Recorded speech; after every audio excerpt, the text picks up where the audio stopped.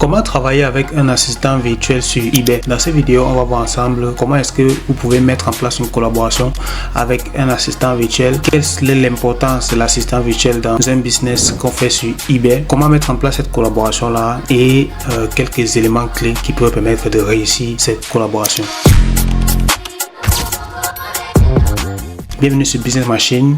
Ici, je partage avec toi des conseils et des astuces afin que tu puisses réussir ton business sur Internet. Donc, si ça t'intéresse, n'hésite pas à t'abonner juste en dessous. Tu cliques sur la cloche et nous, on va aller direct dans le contenu de la vidéo. L'assistant virtuel, c'est quoi? L'assistant virtuel, c'est la personne qui va t'aider lorsque tu as un business sur eBay ou bien même un business e-commerce en général à gérer des tâches répétitives. C'est généralement pour ça qu'on va prendre des assistants virtuels.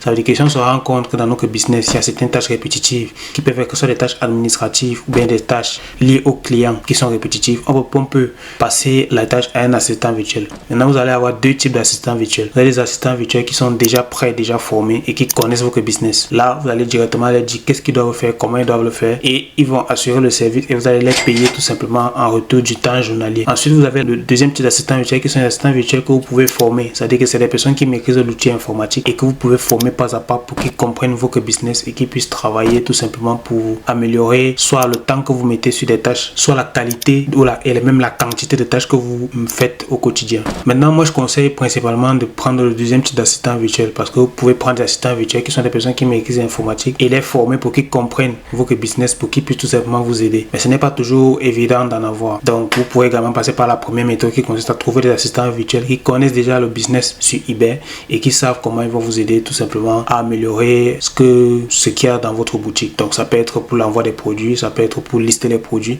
ça peut être pour gérer vos services clients en fonction du volume d'activité que vous avez. Maintenant, le premier prérequis pour travailler en assistant virtuel, ça va être déjà d'avoir un compte eBay. Donc, si vous n'avez pas de compte eBay, ça ne sert à rien de chercher à avoir un assistant virtuel. Comment créer un compte eBay? Tout simplement, vous allez aller sur ebay.fr ici et vous allez sur la partie sign up, c'est-à-dire la partie s'inscrire. Pour créer un compte, c'est très facile. Vous mettez votre nom, prénom, une adresse mail et un mot de passe. Ensuite, une fois que vous avez créé ce compte-là, vous allez devoir monter ce compte pendant un certain temps. Ça peut prendre 2 à 3 mois. Et une fois que vous avez monté votre compte, vous avez assez d'évaluation et assez d'historique, vous allez pouvoir commencer à vendre des produits. Maintenant, à partir de quel moment on commence à vouloir avoir besoin d'un assistant virtuel?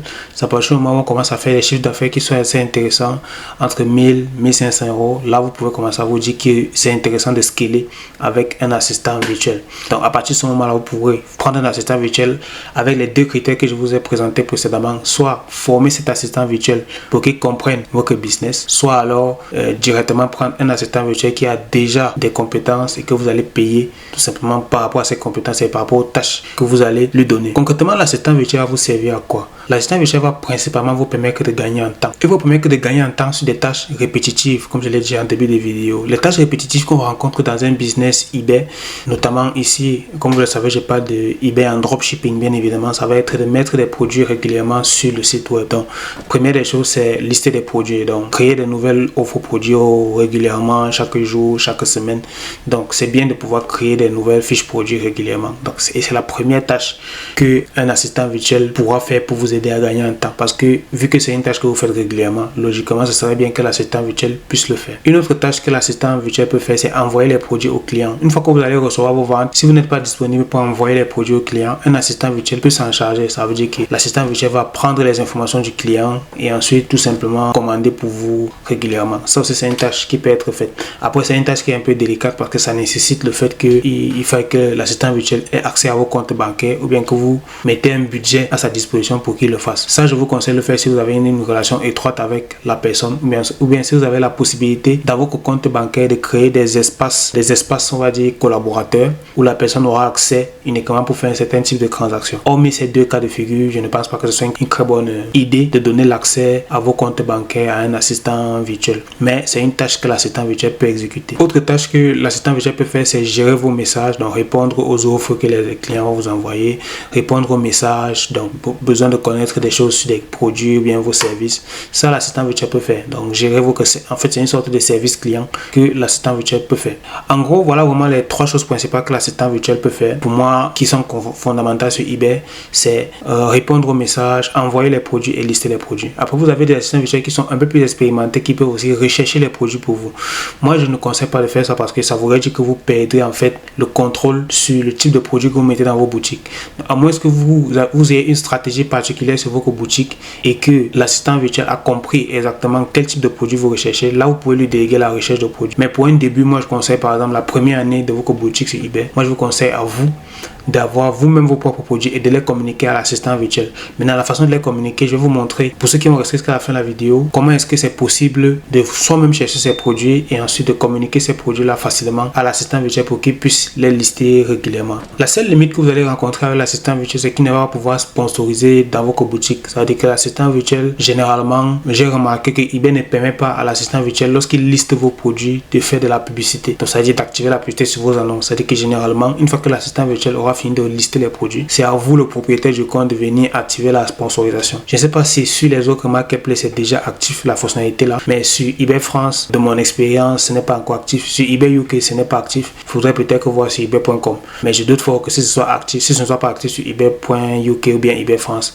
que ce soit actif sur ebay.com. Donc vous n'aurez pas la possibilité de permettre à l'assistant virtuel de sponsoriser les produits. Autre chose importante ici, c'est que l'assistant virtuel peut résider n'importe où, dans n'importe quel pays. Ça ne pose pas problème. Moi, j'ai des assistants virtuels qui travaillent depuis l'Afrique sur mes comptes en France et au UK, ça ne pose aucun souci. Donc, vous pouvez avoir votre assistant virtuel qui est peu importe où à travers le monde, ça ne pose pas de problème. Et vous aurez la possibilité de lui donner accès à votre compte. Maintenant, la façon dont vous allez donner l'accès, je vais vous le montrer sur mon écran. Donc, comment est-ce que vous allez donner l'accès à votre assistant virtuel?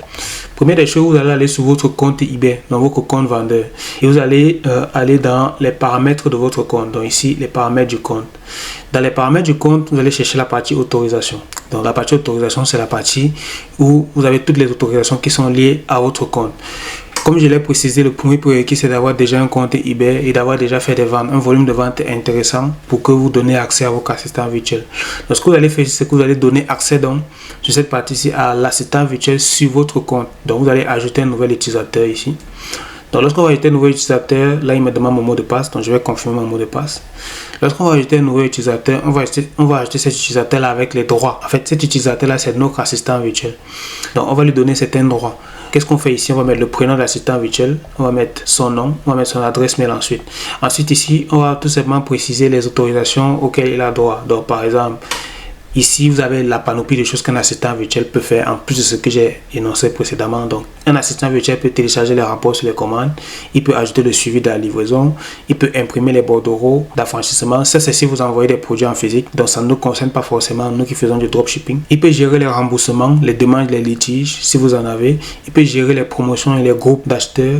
Il peut gérer, créer des campagnes publicitaires. En fait, comme j'ai dit précédemment, il ne pourra pas sponsoriser les annonces, mais par contre, les campagnes publicitaires sur eBay, il pourra le faire. Ensuite, il peut gérer les messages entre membres. Il peut créer et modifier les brouillons, publier les annonces. Donc ça, c'est le classique. La première des tâches qu'un assistant virtuel peut vous permettre de faire, c'est vraiment de lister les produits, lister beaucoup de produits régulièrement afin d'augmenter l'offre pour que derrière, vous puissiez avoir un gros trafic qui arrive dans votre boutique et que vous puissiez vendre plus de produits. Ensuite, vous avez recherche de produits à l'aide de Therapix. Ça veut dire que il peut utiliser Therapix, qui est un outil de eBay pour pouvoir rechercher des produits. Et après, il peut aussi afficher les commandes. Ça, c'est dans le cas où votre assistant virtuel a besoin d'envoyer des commandes. Donc, vous pouvez lui donner aussi cette tâche d'envoyer les commandes. Donc, en gros, ici, voilà comment est-ce que vous pouvez ajouter un assistant virtuel à votre compte eBay. Ici, ce qui est intéressant, c'est que ça peut se faire en toute sécurité. Du côté de l'assistant virtuel, lorsque vous allez mettre ces informations-là, il va recevoir un mail qui l'invite à accepter votre ajout. Une fois qu'il a accepté l'ajout, en fait, avant qu'il accepte l'ajout, eBay va lui demander de mettre en place la double authentification. Ça veut dire une authentification avec le numéro de téléphone ou alors avec une application d'authentification. C'est-à-dire que quand il va vouloir se connecter, on va lui demander de recevoir un code par message. En fait, eBay fait ça pour avoir la sécurité. Donc, il y aura une double authentification au niveau de votre assistant virtuel pour que ce soit toujours sûr que c'est vraiment lui qui a accès à votre compte. Et normalement, à un moment donné, si vous avez un compte eBay, à moins que vous changez de machine régulièrement, vous avez normalement, du moins quand vous changez de machine régulièrement, vous avez toujours le fait que on vous demande de confirmer votre identité avec la double authentification. Par contre, quand vous êtes sur la même machine, ça ne pose pas de problème, vous n'avez pas à faire la double authentification chaque fois. Dans votre assistant virtuel devra activer la double authentification et chaque fois qu'il va se connecter sur eBay, on va lui envoyer un code de vérification pour se rassurer que c'est bien lui pour des contraintes de sécurité. Comment est-ce que vous allez donc pouvoir facilement travailler avec un assistant virtuel? Moi, j'ai déjà des assistants virtuels avec lesquels je travaille sur eBay et on a des process qui sont assez clairs et assez fournis en termes de méthode de travail. Le but c'est quoi? Le but c'est que moi, je continue de rechercher les produits, de mettre à disposition de mon assistant virtuel des produits pour que vous puissiez les lister dans ma boutique. La clé sur eBay, c'est de toujours avoir le contrôle sur les produits que vous mettez. Parce que si vous savez quel produit vous mettez, c'est beaucoup plus facile derrière d'avoir une stratégie. Après, si votre assistant virtuel comprend bien la méthodologie que vous utilisez pour chercher des produits, vous pouvez aussi déléguer cette partie-là. Mais c'est vraiment pas toujours évident. Donc, pour communiquer avec l'assistant virtuel, vous allez avoir ce fichier-ci. C'est un fichier que moi j'appelle listing produit. Je mets le nom de l'assistant. Dans ce fichier, j'ai différentes cases que je vais utiliser qui sont très importantes. Premièrement, vous avez le lien du produit. Donc, si le produit est sur un site précis, je vais mettre le lien du produit ici. Je vais mettre le titre que je veux mettre pour ce produit, le prix que je souhaiterais qu'il mette lorsqu'il va laisser le produit. S'il y a des caractéristiques précises pour la livraison, je vais le préciser. La description, c'est-à-dire que si j'ai quelque chose que je souhaiterais rajouter pour la description ou ne pas rajouter, je vais également préciser. Des différentes remarques, c'est-à-dire si par exemple que je remarque que ce produit a plusieurs variations et que je souhaite conserver une seule variation. Si je remarque par exemple que la photo principale du produit chez le fournisseur, il faudrait retirer quelque chose, ça je vais dire à mon assistant virtuel. Autre chose que j'ai oublié de préciser, c'est que l'assistant virtuel peut également vous aider au niveau de la partie photo. C'est-à-dire lorsqu'il liste les produits, bien évidemment, il doit avoir les compétences pour que vos photos soient optimisées. C'est des choses à vérifier avant de pouvoir travailler avec l'assistant virtuel. Après, vous avez aussi le statut. Ça veut dire que lorsque le travail a été fait, l'assistant virtuel va nous venir mettre un OK ici pour me confirmer que c'est fait. Ça, c'est un fichier simple avec lequel je travaille avec mes assistants virtuels et qui me permet d'avoir le suivi en fonction des produits que moi je recherche. C'est-à-dire que moi je vais rechercher des produits, je vais mettre les produits à disposition par l'intermédiaire des liens. Ça peut être que des produits qui sont même déjà sur eBay, des produits qui sont sur Amazon, des produits qui sont sur AliExpress ou bien chez d'autres fournisseurs, d'autres sites. Je vais les mettre à disposition sur ce fichier-ci et mon assistant virtuel va se charger de respecter les instructions que j'ai mises sur le fichier pour que tout simplement ça reflète ce que j'ai voulu faire tout simplement.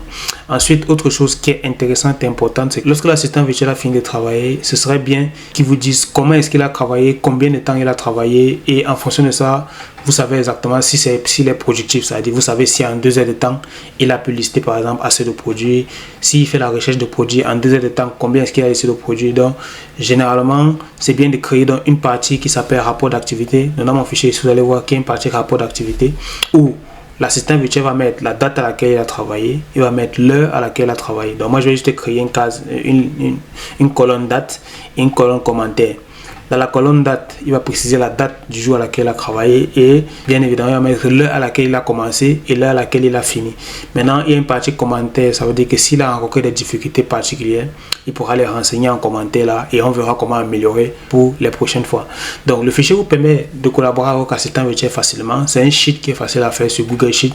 Vous lui partagez juste l'accès pour que lui aussi puisse écrire et voilà, vous allez collaborer sur le fichier et normalement avec le temps vous allez pouvoir améliorer vos process, améliorer votre communication et derrière le travail sera beaucoup plus productif avec le temps. Ce qui est intéressant ici, c'est que ce qu'il faut garder à l'esprit, c'est que travailler avec un assistant virtuel uniquement si vous êtes déjà sûr que vous-même vous maîtrisez l'ensemble des process sur eBay, vous maîtrisez la recherche de produits, vous maîtrisez le listing, vous maîtrisez l'envoi, vous maîtrisez l'ensemble du business. C'est pour ça que je recommande de travailler un assistant virtuel quand vous faites déjà 1500, 2000 euros, 1000 euros, oui, quand vous faites déjà quand même un bon chiffre pour augmenter tout simplement le nombre de produits que vous pouvez mettre dans votre boutique et scaler et aller un peu plus loin. Donc voilà, c'était tout pour cette vidéo.